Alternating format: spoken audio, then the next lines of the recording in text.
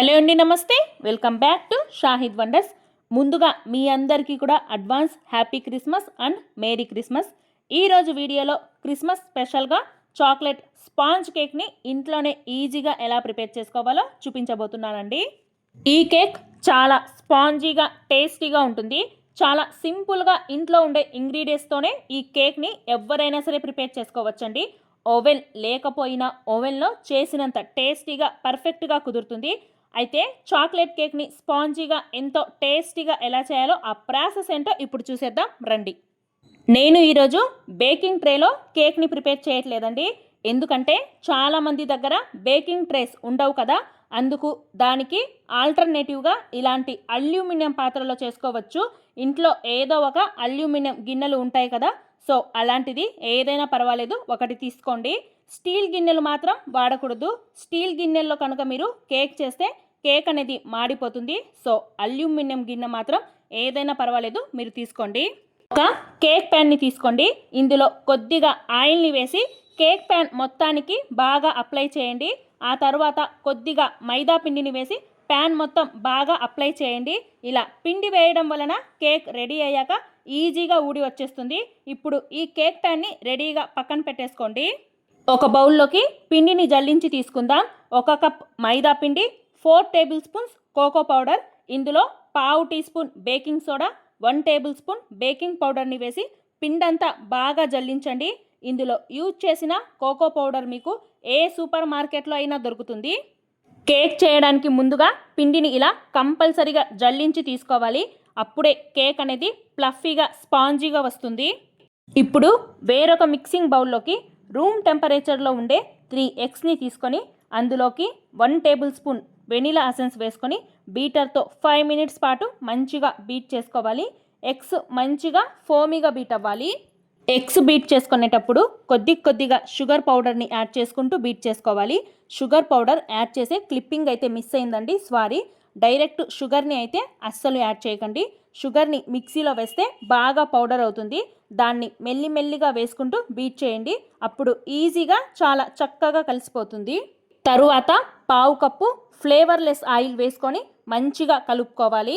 మనం ముందుగా జల్లించి పెట్టుకున్న పిండిని కొద్దిగా యాడ్ చేసుకుంటూ కట్ అండ్ ఫోల్డ్ మెథడ్లో ఉండలు లేకుండా చక్కగా కలపండి.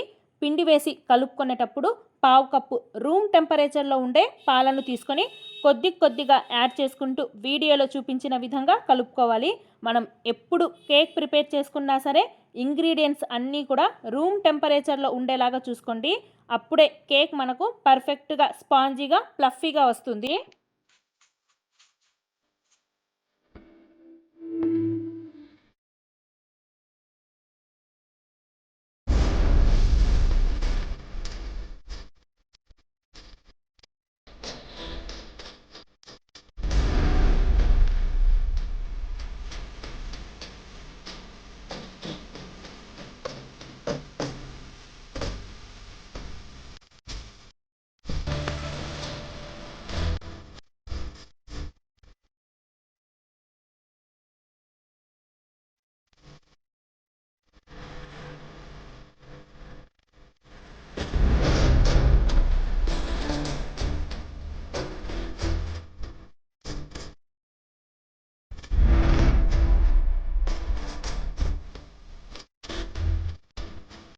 అంతే, ఇప్పుడు కేక్ బ్యాటర్ అయితే రెడీ అయిపోయింది.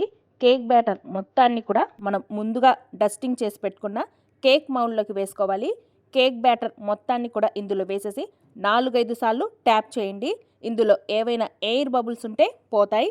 సో ఇలా తయారు చేసిన ఈ కేక్ని మరొక పక్కన ప్రీహీట్ అవుతున్న బౌల్లోకి తీసుకోవాలి. ఇక్కడ నేను బౌల్ని 8-9 నిమిషాల పాటు ప్రీహీట్ చేశానండి. ఇలా కేక్ బౌల్ని లోపల పెట్టేశాక హీట్ అనేది బయటికి పోకుండా బాగా కవర్ చేసి మంటను మీడియం ఫ్లేమ్లోనే ఉంచి 25-30 మినిట్స్ పాటు బేక్ చేయండి. అలాగే మీరు ఈ కేక్ని అవెన్లో బేక్ చేయాలంటే 180 డిగ్రీస్ సెల్సియస్ పైన 25-30 మినిట్స్ బేక్ చేస్తే సరిపోతుంది. ఇక్కడ నేను 30 మినిట్స్ తర్వాత చూస్తున్నాను, చూడండి కేక్ చక్కగా బేక్ అయింది. ఇక్కడ తడి లేకుండా వచ్చేసింది అంటే మనకు కేక్ పర్ఫెక్ట్గా బేక్ అయినట్లు. ఇప్పుడు ఈ కేక్ ప్యాన్ని ఇందులో నుంచి బయటకు తీసుకొని పూర్తిగా చల్లారేంత వరకు ఏదైనా క్లాత్ కప్పి పక్కన ఉంచండి. కేక్ మొత్తం పూర్తిగా చల్లారిపోయాక చుట్టూ నైఫ్తో లూజ్ చేసి కేక్ని రిమూవ్ చేయడమే. సో ఇలా సింపుల్గా ఇంట్లోనే చక్కగా కేక్ని ప్రిపేర్ చేసుకోవచ్చు. కేక్ చాలా చాలా టేస్టీగా కుదిరింది. మీరు కూడా ఇంట్లో ఒకసారి తప్పకుండా ట్రై చేయండి. ట్రై చేసి ఎలా వచ్చిందో మీ ఫీడ్బ్యాక్ని కమెంట్ సెక్షన్లో కమెంట్ చేయండి. ఈ వీడియో కనుక మీకు నచ్చినట్లయితే లైక్ చేసి మీ ఫ్రెండ్స్ అండ్ రిలేటివ్స్కి షేర్ చేయండి. అలాగే మన షాహిద్ వండర్స్ ఛానల్ని సబ్స్క్రైబ్ చేసుకోవడం మాత్రం అస్సలు మర్చిపోవద్దండి. Thank you so much.